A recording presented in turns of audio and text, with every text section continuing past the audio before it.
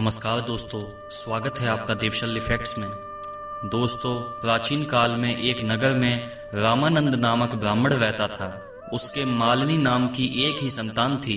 उस ब्राह्मण ने मालिनी का विवाह सप्तशील नामक पंडित से कर दिया। मालिनी कुमार्ग पर चलने वाली, अन्य पुरुषों से संबंध बनाने वाली व्यभिचारिणी बन गई। वह केवल धन दौलत के लिए ही पति के साथ रहती थी।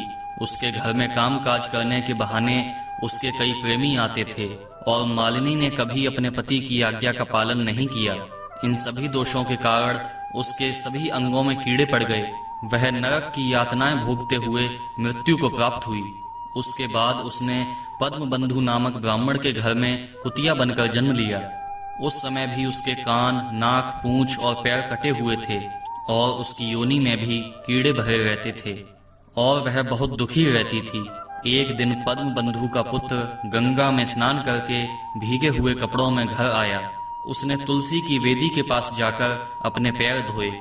दैवयोग से वह कुतिया वेदी के नीचे सोई हुई थी।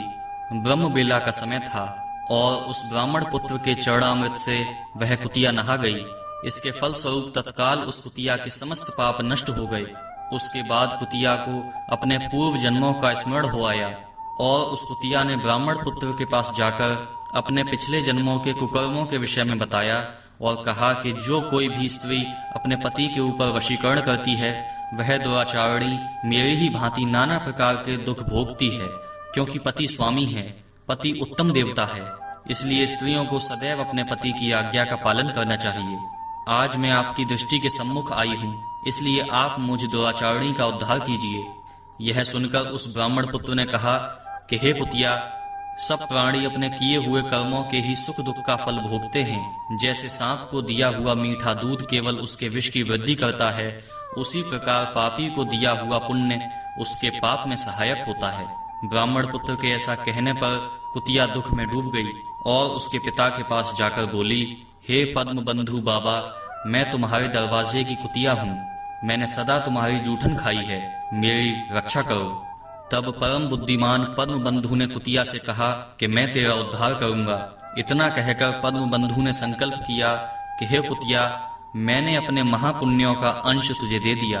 ब्राह्मण के इतना कहते ही कुतिया ने सहसा अपने प्राचीन देह का त्याग कर दिया और दिव्य देह धारण करके आभूषणों से विभूषित होकर 10 दिशाओं को प्रकाशित करती हुई ब्राह्मण की आज्ञा लेकर स्वर्गलोक को चली गई। यदि आपको वीडियो पसंद आए तो कृपया इस वीडियो को लाइक कीजिए और चैनल को सब्सक्राइब कीजिए। देवशल्य फैक्ट्स में आप ऐसे वीडियो देखते रहेंगे।